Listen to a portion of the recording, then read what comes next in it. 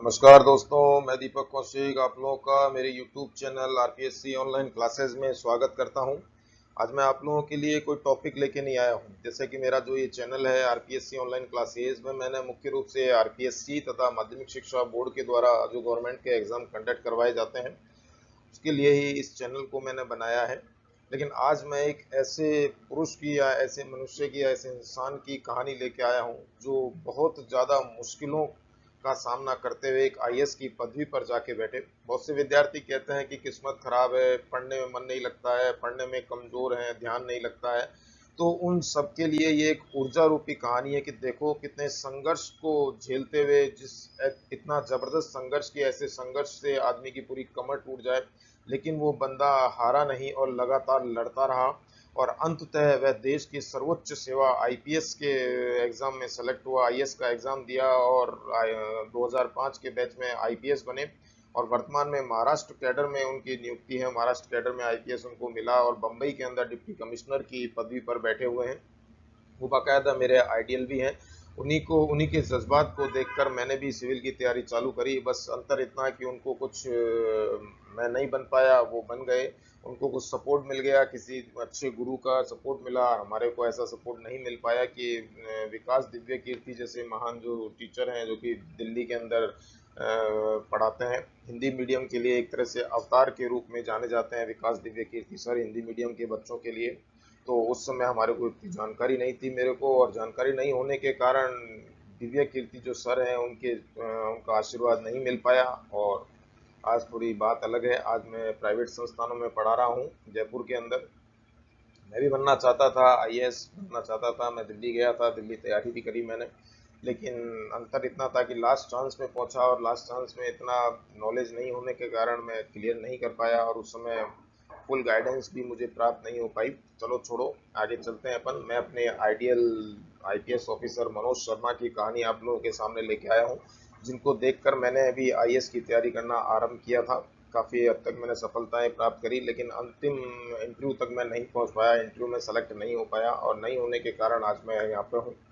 तो चलो अपन चलते हैं एक ऐसे आईपीएस अधिकारी की कहानी जो अपने आप में जितने भी बेरोजगार हैं उनके लिए एक आइडियल साबित होगी, और वो भी मन लगा के पढ़ाई करेंगे। जैसे कि रीट और राजस्थान पुलिस की तैयारी करने वाले विद्यार्थी हैं। राजस्थान पुलिस की विज्ञप्ति आ चुकी है, उसकी डेट भी घोषित हो चुकी है।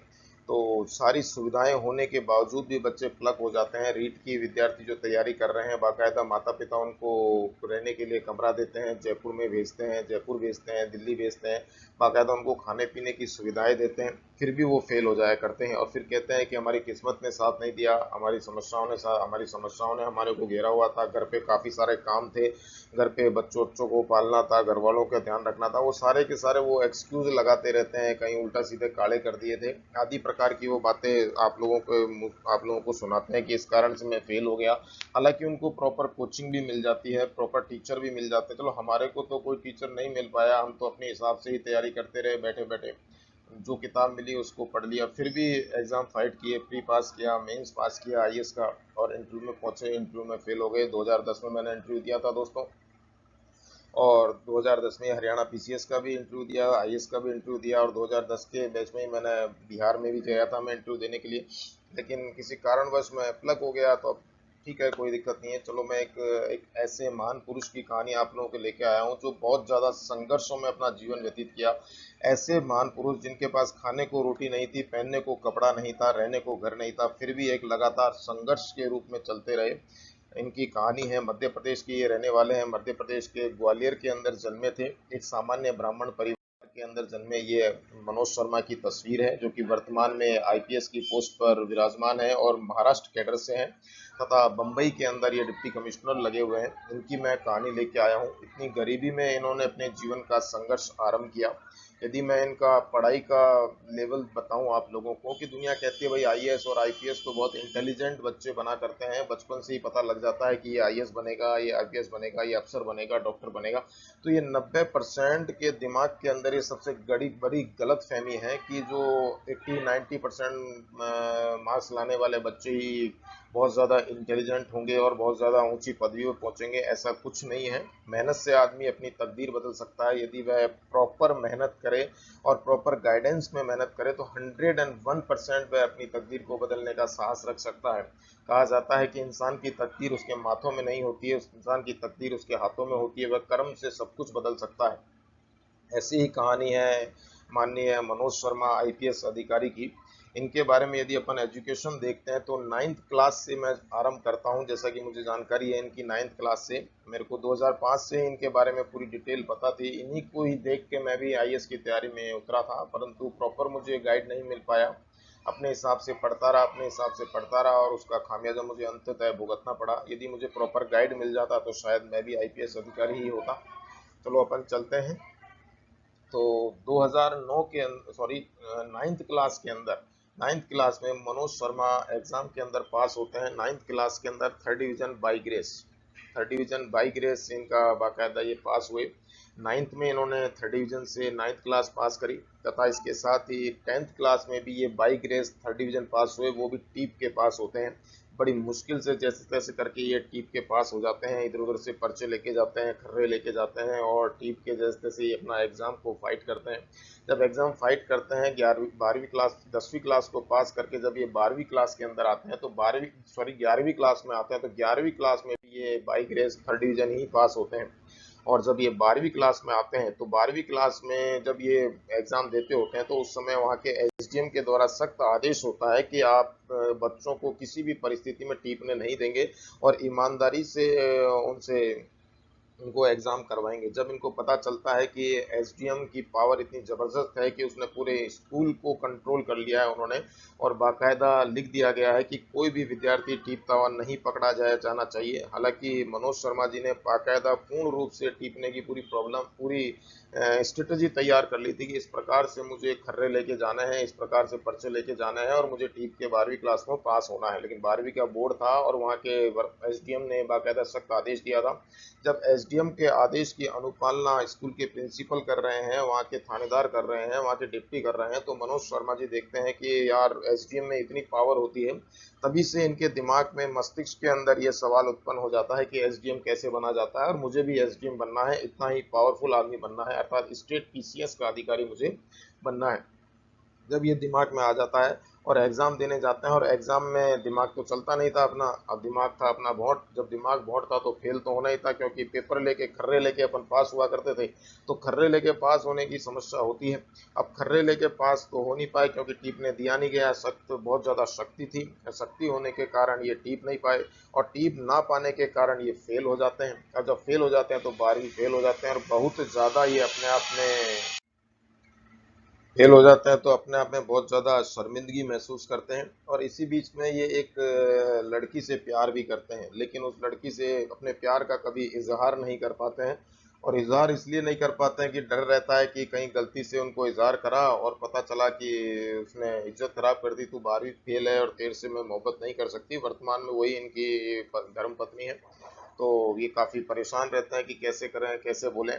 तो ठीक है, कोई दिक्कत नहीं है, ये अपने प्यार को थोड़ी देर के लिए भुला के अपनी आगे की पढ़ाई आरंभ कर देते हैं। और पढ़ाई आरंभ करने के दौरान पढ़ाई करने के लिए कुछ पैसों की भी आवश्यकता पड़ती है, तो पैसों के लिए अपने बड़े भाई का अपने भाई का ही टेम्पू चलाते हैं और टेम्पू चला के ये अपनी पढ़ाई को पूरा करने का प्रयास करते हैं। धीरे धीरे ये बीए करते हैं। तो इसी बीच में क्या होता है कि इनके टेम्पू को पकड़ लिया जाता है पुलिस वालों के द्वारा। जब इनके टेम्पू को पुलिस वालों के द्वारा पकड़ लिया जाता है तो पकड़ने के पश्चात ये टेम्पू को छुड़ाने के लिए जाते हैं। जब छुड़ाने के लिए जाते हैं तो वहाँ पुलिस वाले कहते हैं कि एसडीएम साहब के पास जाना पड़ेगा और एसडीएम साहब ही आपके इस टेम्पू को छोड़ेंगे। तो ये एसडीएम साहब के पास जाते हैं। तो जैसे ही मनोज शर्मा जी एसडीएम साहब के पास जाते हैं तो वहाँ पे उनकी जो चैम्बर को देखते हैं, उन चैम्बर को देखकर ही इनका दिमाग काम करना बंद कर देता है कि मुझे भी यही एसडीएम बनना है और इसी पोस्ट पर मुझे बैठना है। जब इस बात का इनका दिमाग चलता है तो एसडीएम साहब के सामने पहुंचते हैं तो उनसे टेम्पू की तो बात कहना भूल जाते हैं और उनसे ये पूछ बैठते हैं कि आप एसडीएम जो बने हैं तो आप किस प्रकार से आप एसडीएम बने हैं, आपने कौन सा एग्जाम फाइट किया और आपने किस किस प्रकार की तैयारी करी। एक बात बता दूं दोस्तों, पहले मैं भी ऐसे ही भागता फिरता था मैं बाकायदा जो आईएएस अधिकारी हैं बने हुए हैं उनसे पूछता फिरता था कि आप लोग कैसे आईएएस बने, किस प्रकार से आईएएस बने। बाकायदा मैंने अजमेर कलेक्टर से भी बात करी, पूछने गया था कि आप कैसे आईएएस बने, और आईपीएस आए थे अजमेर के अंदर, उनसे भी मैंने पूछा था काफी बार कि आप कैसे आईपीएस बने। तो उसी प्रकार से मनोज शर्मा जी भी जाते हैं और जाके पूछते हैं कि आप किस प्रकार से एसडीएम बने, कृपया करके मुझे बताइए। तो एसडीएम साहब उन्हें बताते हैं। जब वह सारी की सारी जानकारी इनको प्राप्त होती है तो ये रवाना हो जाते हैं और सफ़र पर चल देते हैं। सफ़र बहुत लंबा होता है और ना जेब में पैसा होता है और ना ही खाने को रोटी होती है, ना ही पहनने को अच्छे कपड़े होते हैं और ना ही रहने के लिए घर होता है। ये रवाना हो जाते हैं अपनी तकदीर को बनाने के लिए और दिल्ली पहुंचते हैं। काफ़ी बार भिखारियों के साथ सड़क पे भी सोए हैं ये काफ़ी समय तक। इसके साथ ही दिल्ली के अंदर इनको रहने के लिए जगह चाहिए होती है और जगह के लिए ये काफ़ी, जो दिल्ली के अंदर बड़ी बड़ी पार्टीज़ हैं, बड़े बड़े सेठ लोग हैं, उनके कुत्ते को घुमाने के लिए इनको नौकरी मिल जाती है। जो कुत्ते को ये घुमाते हैं उससे इनको 200 300 400 रुपये मिला करते थे। जो कुत्ते को घुमा के ये आ जाया करते थे और उनको पैसे उनको मिल जाया करते थे। इसी साथ ही ये लाइब्रेरी में भी गार्ड की नौकरी करते हैं, लाइब्रेरी में गार्ड की नौकरी करते हैं। और वहाँ जब ये लाइब्रेरी में अपनी गार्ड की नौकरी करते हैं तो वहीं इनके सपनों की उड़ान आरंभ हो जाती है। इतनी सारी किताबें मिल जाती हैं, उन किताबों के अंदर ये डूब जाते हैं, किताबों के अंदर डूबते हैं और किताबों के अंदर डूबते हैं और पढ़ाई करना चालू कर देते हैं। इसी बीच में इन्हें एक महान शिक्षक मिल जाते हैं, विकास दिव्य कीर्ति सर, जो कि हिंदी मीडियम के विद्यार्थियों के लिए एक तरह से अमृत के समान है। बहुत शानदार उनका स्वभाव है, बहुत ज़्यादा पोलाइट हैं और काफ़ी ज़्यादा हेल्पफुल नेचर है विकास दिव्य कीर्ति का, जो कि दिल्ली के अंदर कोचिंग संस्थान चलाते हैं। तो विकास दिव्य कीर्ति सर का आशीर्वाद इनके सर के ऊपर आ जाता है और वो इनके ऊपर हाथ धर देते हैं। जैसे ही वो विकास दिव्य कीर्ति जैसे ही इनके ऊपर हाथ धरते हैं, इनके तकदीर के पन्ने खुलना आरंभ हो जाते हैं। और विकास दिव्य कीर्ति के अंडर में रहकर ये स्टडी आरंभ करते हैं। विकास दिव्य कीर्ति सर कोई फीस इनसे नहीं लेते हैं, इन्हें मुफ्त में ही पढ़ाते हैं। और जब ये आईएएस की प्रॉपर स्टडी करना चालू होते हैं विकास दिव्य कीर्ति सर के आशीर्वाद के रूप में, तो फर्स्ट चांस में इनका प्री क्लियर हो जाता है। लेकिन आगे मेंस इनका क्लियर नहीं हो पाता है, तो फर्स्ट चांस में प्री क्लियर होकर ही रह जाते हैं। सेकंड चांस इनको दोबारा मिलता है, दोबारा ये एग्जाम देते हैं। सेकंड चांस में इनका प्री भी फेल हो जाता है और थर्ड चांस में जब ये एग्जाम देते हैं आईएएस का, तो थर्ड चांस में भी इनका प्री फेल हो जाता है। अब क्या हुआ, अब लास्ट में अंतिम चांस बनता है इनके सामने। वो जनरल कास्ट के अंदर आप लोगों को पता होगा कि उस समय में जनरल कास्ट को मात्र 4 चांस ही मिला करते थे, अब तो 6 चांस हो गए हैं आईएएस के अंदर।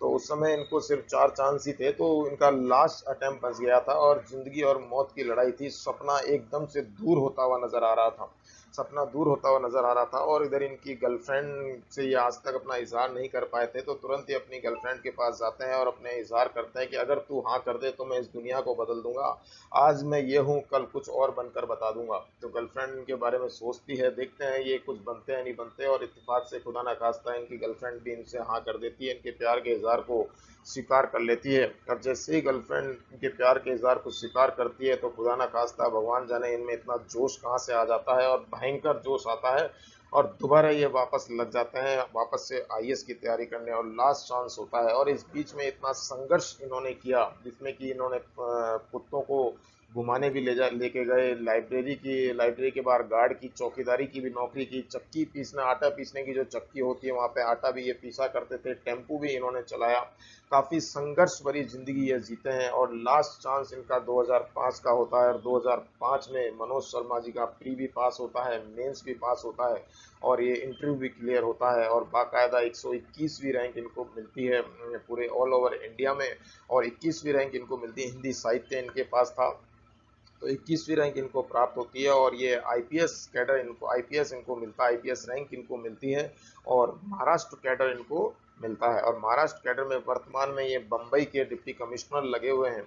तो ऐसे संघर्ष भरी जिंदगी, अर्थात इतने संघर्ष भरी जिंदगी के ये महान इंसान हैं जिन्होंने कभी भी समस्याओं के सामने घुटने नहीं टेके और लगातार समस्याओं से लड़ते रहे कि कितनी भी समस्या आ जाए मुझे मेरे सपने को साकार करना ही करना है। कैसी भी समस्या है, किसी भी प्रकार की समस्या है, मुझे मेरे सपने को साकार करना है, किसी भी परिस्थिति में कमजोर नहीं होना है। तो इसी कारण से मेरे प्यारे विद्यार्थियों, ये मेरा जो वीडियो है ये आप लोगों को दिखाने का या आप ये वीडियो बनाने का मुख्य कारण यही है कि जो विद्यार्थी होते हैं होपलेस हो जाते हैं, एग्जाम देने के जाते हैं, उनके पास हालांकि सारी किताबें होती हैं, सब कुछ होता है, प्रॉपर गाइडेंस भी होता है, और जयपुर के बड़े से बड़े कोचिंग के अंदर वे रीट की और राजस्थान पुलिस की तैयारी करते हैं, लेकिन उसके बावजूद भी वो मार्ग से भटक जाते हैं और प्लग हो जाते हैं। अच्छा खासा उनके पेरेंट्स से कमरे की व्यवस्था करवाते हैं, जयपुर के अंदर अच्छा खाना देते हैं, घी की चुपड़ी रोटी उनके लिए प्रस्तुत करवाते हैं, खुद पेरेंट्स भूखे सोते हैं लेकिन बच्चे को बाकायदा उनको घी की रोटी देते हैं कि दोनों टाइम बेटा तू रोटी बना के खाना, अच्छी रोटी बना के खाना, अगर रोटी नहीं बना सकता है तो तू टिफिन लगवा लेना, गर्मी रहती है तो कूलर लगा लेना,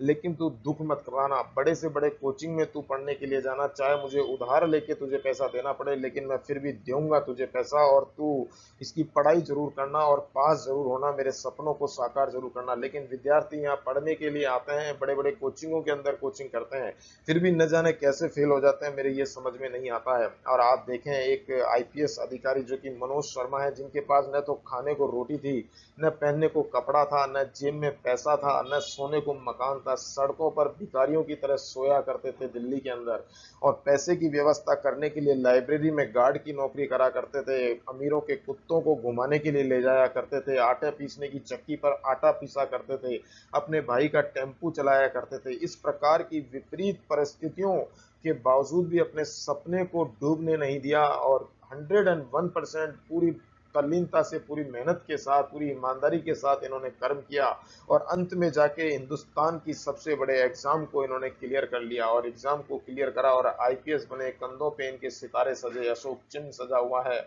और सितारे सजे हुए हैं, ये बहुत मुश्किल से मिलते हैं प्यारे दोस्तों। और आप लोग एक रीट के एग्जाम या राजस्थान पुलिस के एग्जाम में ही घबरा जाते हैं। मैं देखता हूं, मैं जयपुर में रहता हूं, आए दिन बच्चे जो स्टूडेंट होते हैं चाय की थड़ियों पर बैठे रहते हैं, माँ बाप पैसे देते हैं, उन पैसों से गुटखा बीड़ी सिगरेट पीते रहते हैं और थड़ियों पर घूमते रहते हैं, लेकिन वह भूल जाते हैं क्योंकि उनको खूब आराम से मिल रहा है। हालांकि जो मैं बातें बोलूंगा उनमें मेरे प्यारे विद्यार्थियों को बुरा भी लगेगा, उनको आराम से खूब मिल रहा है, खा रहे हैं, पी रहे हैं, मौज कर रहे हैं। क्यों? क्योंकि उनके पास समस्या नहीं है। कहा जाता है कि जो समस्या आवश्यकता होती है वही आवश्यकता आविष्कार की जननी होती है। जब मनुष्य को अत्यंत आवश्यकता होती है कि मुझे नौकरी चाहिए ही चाहिए, चाहे कुछ भी हो जाए, जीने और मरने की नौबत आ जाती है, तो वह पूरा अपने शरीर का, पूरे अपने दिमाग का, पूरा तन मन धर्म से जोर लगा देता है और अंततः वह क्लियर हो जाता है। लेकिन जब व्यक्ति को आराम से खाने पीने को मिल रहा है, सोने को कमरा मिल रहा है, सब कुछ मिल रहा है, तो वो अंततः क्या करता है, ठीक है पास हो जाएंगे तो ठीक है, नहीं तो अगली साल पढ़ लेंगे। इस प्रकार से मैंने जयपुर के अंदर स्टूडेंट का माहौल देखा। यहाँ पे आते हैं, यहाँ पे घूमते फिरते हैं सड़कों के ऊपर, रात को 10-10 11-11 बजे तक घूम रहे हैं, कोई लेना देना नहीं है। और ये नहीं कि अपने घर से जो जिस मकसद से वो जयपुर के अंदर आए हैं उस मकसद को वो पूरा करें। हालांकि मैं वीडियो बनाता हूं तो उन वीडियो को भी पूरा नहीं देखते हैं, जाने दो यार कौन देखे। और पूरा का पूरा मैं डिटेल से माध्यमिक शिक्षा बोर्ड की पुस्तकों को पढ़ाने का प्रयास करता हूं और ईमानदारी से पढ़ाने का प्रयास करता हूं, उसको भी वे नकारा करते चले जाते हैं। क्यों?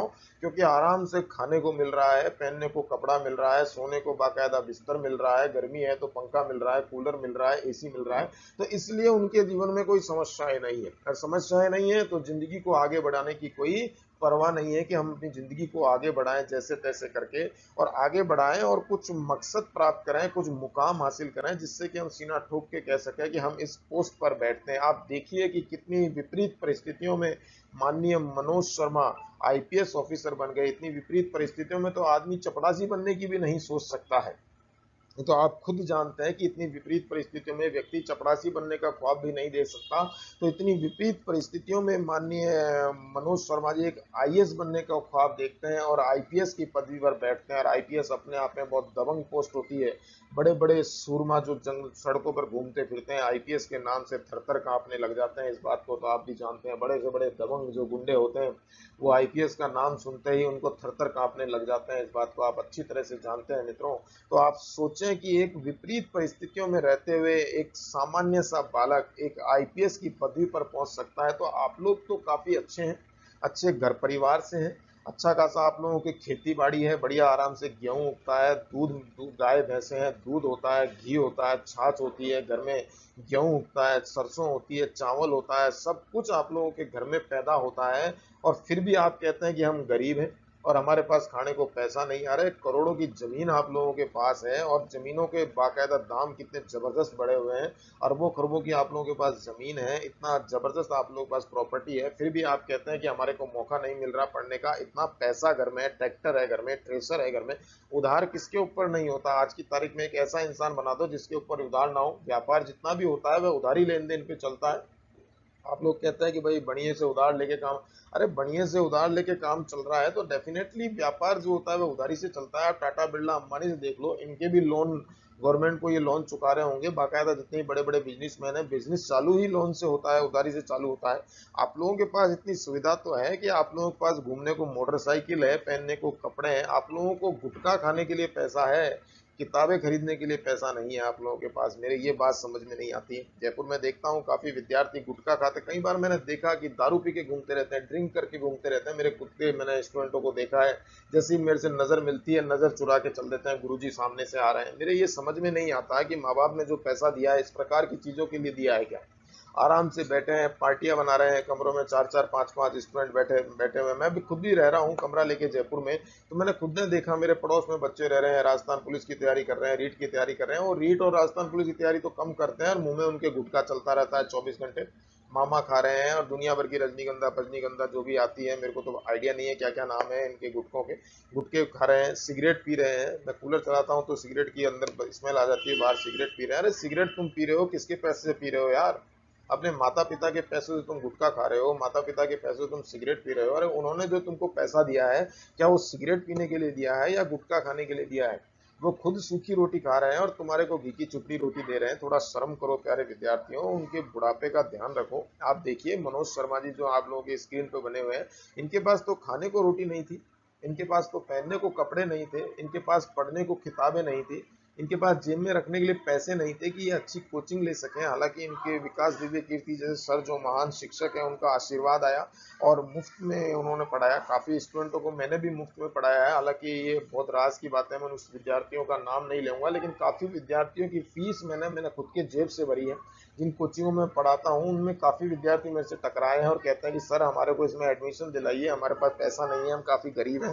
तो वास्तव में ईश्वर जानता है, मैंने अपनी जेब से 10-10 20-20 हजार रुपए उन बच्चों को भरे हैं। हालांकि मेरे घर वालों तक को इस बात का पता नहीं है कि घर वाले सोचते हैं पैसा जाता कहाँ है, तो काफी वो सोचते हैं कि इधर उधर उड़ा देता है। तो काफी विद्यार्थियों का पैसा मैंने खुद ने अपनी जेब से भरा है। आज वो विद्यार्थी हैं, कोई कहाँ पर लगा हुआ है। बहुत से विद्यार्थी तो मेरे स्टूडेंट हैं जो बाकायदा आरएस अधिकारी बने हुए हैं, आरपीएस बने हुए हैं, बहुत से एलडीएस एलडीसी हैं, बहुत से सेकंड ग्रेड मास्टर हैं, थर्ड ग्रेड मास्टर हैं, यहाँ तक कि जज तक हैं या मेरे विद्यार्थी जिनको मैंने पढ़ाया है। और ऐसे गरीबों को मैंने खुद ने खूब जी भर के सहायता करी है। आज भी उनके फोन मेरे पास आते हैं, बाकायदा गुरुजी दोग मेरे को बोलते हैं। उनकी फीस तक मैंने भरी है, यहाँ तक कि उनके कमरों तक का किराया तक मैंने दिया है कि यार तू रह, तू बस पढ़ और कुछ बन। और इस उम्मीद से नहीं करा कि वो मेरा साथ दें भविष्य के अंदर, ना कुछ नहीं, अपना कर्म था, अपन ने कर्म कर दिया और उनका साथ दिया। तो मैं देखता हूँ कि इतने विपरीत परिस्थितियों वाले विद्यार्थी हैं और वो बन रहे हैं और सक्सेस हो रहे हैं। और जो सामान्य है जिनको खाने को जी भर के रोटी मिल रही है, बढ़िया से बढ़िया कपड़ा मिल रहा है, घी की चुपड़ी रोटी मिल रही है, कमरा रहने को मिल रहा है, फिर भी वे नहीं पढ़ते हैं, बीड़ी गुटखा सिगरेट खा पीते फिरते हैं, गुटखा खाते फिरेंगे, सिगरेट पीते फिरेंगे, थड़ियों की चाय की थड़ियों पर बैठे फिरते हैं। ये समझ में नहीं आता। थोड़ा शर्म करो प्यारे विद्यार्थियों, अपने बूढ़े माँ बाप की तरफ देखो कि वो बेचारे बूढ़े हो चुके हैं, जयपुर आते हैं, कोचिंगों के अंदर टीचरों से बहस करते हैं। बहुत से विद्यार्थी मैंने देखा है टीचरों से क्लास के अंदर बहस करते हैं। अरे तुम्हारे माता पिता ने तुम्हारे को यहाँ भेजा है तो क्या टीचरों से बहस करने के लिए भेजा है या कुछ ज्ञान लेने के लिए भेजा है? आप देखिए मनोज शर्मा जी को देखिए, इनकी फोटो देखिए, एक अपने आप में बेरोजगारों के लिए आइडियल है। प्यारे विद्यार्थियों, अपने आप में बेरोजगारों के सिरमौर है, ये सिरमौरों का गौरव है कि कितनी विपरीत परिस्थितियों में इन्होंने आईपीएस आईएएस जैसा एग्जाम फाइट कर लिया, जिसको अच्छे से अच्छा सपने में भी नहीं सोचता है कि मैं आईएएस बनूंगा। बड़ी मुश्किल से, बहुत रेयर, पूरे शहर के अंदर एक लड़का होता है। मैं बता दूं मेरे फ्रेंड सर्किल में, कॉलेज स्कूल से लेकर कॉलेज पास आउट तक सिर्फ मैं ही एक अकेला ऐसा लड़का था जिसने आईएएस का सपना देखा था। बाकी मेरे जितने भी फ्रेंड हैं, जितने भी फ्रेंड सर्किल हैं, जो भी 400-500 दोस्तों की टोली हुआ करती थी मेरी, वो सारे के सारे प्राइवेट कोचिंग और प्राइवेट स्कूलों में पढ़ा रहे हैं या प्राइवेट इधर उधर छोटे मोटे काम कर रहे हैं। उन्होंने जिंदगी में कभी कंपटीशन की सपना ही नहीं देखा। सिर्फ अकेला मैं हूँ और मैं तैयारी आज तक कर रहा हूँ, भटक रहा हूँ, क्योंकि आज तक मेरा वो सपना साकार नहीं हो। बहुत गम है उस सपने का कि मैं वो सपना आज तक साकार नहीं हो पाया। तमन्ना थी मेरी कि मेरे कंधों पे स्टार सजे, मेरे कंधों पर अशोक चिन्ह लगे, माथे के ऊपर शेर का चिन्ह लगे। ये मेरा बहुत बड़ा सपना था। आप लोगों को बताऊं, आप लोग भगवान को पूजा करते हैं, मंदिरों में, मस्जिदों में, दरगाहों में जा जाके ईश्वर की पूजा करते हैं, अपने घर में ईश्वर की पूजा करते हैं। मैं मेरे बारे में बता देता हूँ बच्चों कि मैं लाल बत्ती की, मेरे पास एक एम्बेसडर हुआ करती थी, उस एम्बेसडर पर मैं अगरबत्ती लगाया करता था। मैं भगवान की पूजा भगवान की अगरबत्ती नहीं लगाता था, भगवान के मंदिर में जरूर जाया करता था, उनको ढोक भी देता था, लेकिन घर के अंदर, कमरे के अंदर जो मेरी पूजा की जो ताक थी, उस ताक में मैंने एक एम्बेसडर रख रखी थी, लाल रंग की लाल बत्ती थी उसमें, और उस पर अगरबत्ती लगाया करता था और कहता था देवी आजा, बहुत आवश्यकता है तेरी। सपने में भी मैं चमक जाया करता था। दिल्ली में मेरा पार्टनर था SS सिंघानिया, वर्तमान में वह उत्तर प्रदेश में SDM लगे हुए हैं। जो मेरे काफ़ी अच्छे फ्रेंड है उत्तर प्रदेश के अंदर, SDM की पोस्ट पर विराजमान है SS सिंघानिया, जो मेरे काफ़ी अच्छे दोस्त थे। वो खुद कहते थे यार तू रात को क्या करता है। रात को मैं चमक जाया करता था और चमक के बाकायदा मेरे सब्जेक्ट को बोलने चालू कर देता था। इतना सब्जेक्ट याद हो गया था, लेकिन खुदा न खास्ता क्या पता क्या हुआ, प्लक हो गए। लास्ट चांस था, लास्ट चांस में काम सारा खराब हो गया। तो बहुत मेहनत करी। पूरा पब्लिक एड और फिलोसफी मेरे पास सब्जेक्ट थे। पब्लिक एड ऐसे याद हो गया था, इतना टिपिकल सब्जेक्ट था, ऐसा याद हो गया था कि मैं नींद में भी पब्लिक एड बोला करता था। और इतनी ऐसी कंडीशन आ गई थी पब्लिक एड में तो कि कोई रात को भी सोते हुए मेरे से कोई प्रश्न पूछ ले पब्लिक एड का, तो मैं बता दिया करता था। पेज संख्या ही बताता था कि इस पेज के ऊपर ये आंसर तुम्हारे को मिलेगा। तो वो कंडीशन मेरी आ चुकी थी। तो विद्यार्थियों, आप लोग अच्छी तैयारी करें, अच्छा गाइडेंस लें, क्योंकि हमारे को तो गाइडेंस देने वाला नहीं था। मैं तो बस किताबें अपने आप पढ़ता रहा। जिससे गाइडेंस मांगने जाता वो गाइडेंस नहीं देता, मेरे को किसी ने कोई गाइड नहीं किया। मैं अजमेर में काफ़ी IAS और IPS अधिकारियों के पास पहुंचा, उनसे बातचीत भी करी, लेकिन उन्होंने कोई गाइड नहीं किया। कभी पढ़ने का रास्ता नहीं बताया, कभी उन्होंने ये नहीं बताया कि आप ऐसे पढ़ो, इस प्रकार से पढ़ो, इन टीचरों के पास बात करो। किसी ने मुझे कोई गाइड नहीं किया। मैं खुद ही घिसता रहा, घिसता रहा, घिसता रहा, घिसता रहा, और घिसने घिसने में कब उम्र निकल गई मुझे पता ही नहीं चला। तब मैं 30 को पार कर गया, मुझे पता ही नहीं चला। खूब कोशिश करी मैंने, पूरा जोर लगाया मैंने कि कोई ऐसा मार्गदर्शक मुझे मिल जाए जो मुझे मार्गदर्शन दे दे कि मैं इस पदवी पर पहुंच सकूं। लेकिन मुझे कोई मार्गदर्शन देने वाला नहीं था। घर पे थे, घर पे माता पिता को भी कोई इस बात की नॉलेज नहीं थी कि वो IAS कैसे बना जाता है, और माता पिता तो सिर्फ पैसा खर्च कर सकते थे, उन्होंने पैसा खर्च करा, लेकिन कोई प्रॉपर गाइड करने वाला नहीं था। और लास्ट जीवन के अंतिम पड़ाव जो 30वां साल था, 30वें साल में मैं दिल्ली गया, चौथा चांस पहुंचा मैं। चौथे चांस से पहुंचा तो उस समय बहुत देर हो चुकी थी, और वो देर मेरे लिए जीवन की अंतिम देर थी। तो इसलिए मेरे प्यारे विद्यार्थियों कि आप लोग ऐसी कंडीशन अपने जीवन में ना लाएं। और आप लोग सारे जयपुर में रह रहे हैं, जयपुर में अच्छी तैयारी कर रहे हैं, तो तैयारी जब आप कर रहे हैं कंपटीशन की, तो पूरा तल्लीनता से आपको अच्छे टीचर मिल जाते हैं, अच्छे बड़े बड़े कोचिंग मिल जाते हैं, अच्छी गाइडेंस मिल जाती है, तो उनका आप पूरा सदुपयोग करें और अपने जीवन में सफल होएं। जयपुर में जो मकसद लेकर आप लोग आते हैं, चाहे आप फर्स्ट ग्रेड का लेके आए, चाहे सेकंड ग्रेड का लेके आए, चाहे थर्ड ग्रेड का लेके आए, चाहे LDC, चाहे राजस्थान पुलिस का लेके आए, चाहे आप चपरासी का लेके आए, चाहे RS का लेके आए, उसमें आप तल्लीनता से लगें, पूरी मेहनत करें, और मेहनत के साथ आप तैयारी करें, तो ईश्वर भी आपका साथ देगा और 100% आपको सफलता मिलेगी। मेरी यही दुआ है आप लोगों से। इसके साथ मैं विदा लेता हूं दोस्तों। आप लोगों को मेरे द्वारा बताई गई ये जानकारी मनोज शर्मा जी की कैसी लगी, मुझे कमेंट बॉक्स में जरूर बताइएगा मित्रों। और साथ ही आप लोग भी तल्लीनता से मन लगा के तैयारी कीजिएगा। इसके साथ ही नमस्कार, जय हिंद, जय भारत।